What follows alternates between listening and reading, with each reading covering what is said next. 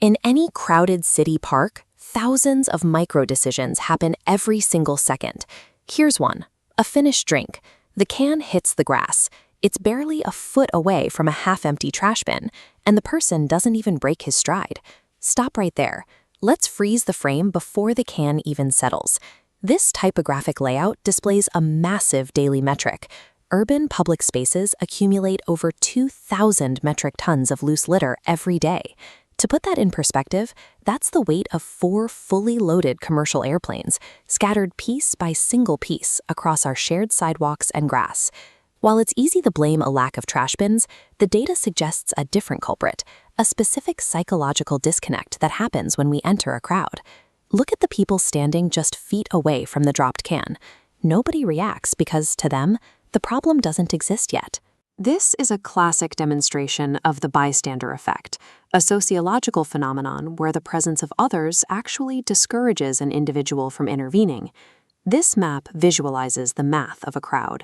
If you are alone and see a piece of trash, you feel 100% of the responsibility to act. But as more people enter the area, the brain subconsciously divides that burden. With 50 people nearby, your individual sense of duty drops to nearly zero. This creates a vacuum of public ownership. When a space belongs to everyone at once, the human brain begins to treat it as if it belongs to no one. In this state, apathy becomes the baseline. The crowd will keep walking past the mess until something specific disrupts the pattern. Let's press play on the scene. Over by the play structure, an 8-year-old girl spots the dropped aluminum can.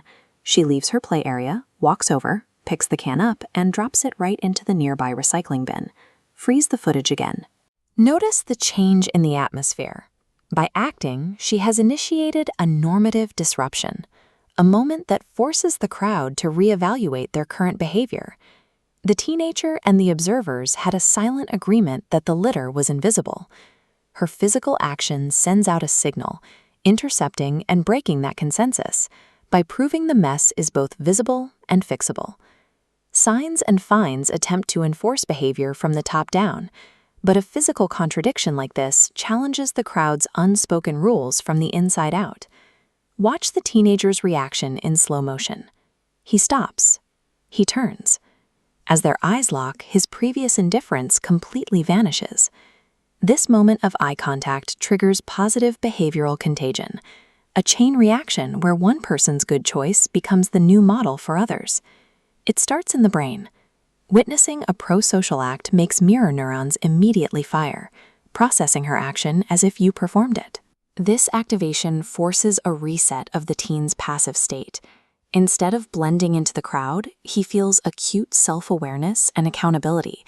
This internal shift is more effective than any verbal reprimand because the motivation to change is now coming from his own brain, not an outside lecture.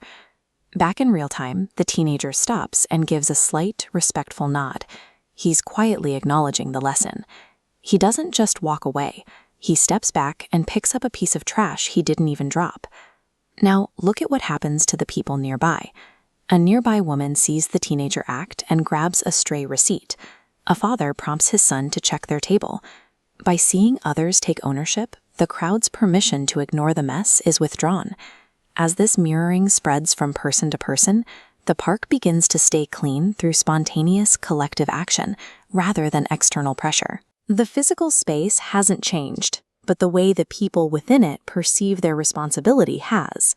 This pivot in the park's atmosphere started with a single, quiet action that shattered a circle of apathy. We often talk about civic sense as a set of rules we have to follow, but it actually functions as a reflection, a map of how we value our shared spaces and the people we share them with. The state of our physical world is a direct mirror of our individual, everyday choices.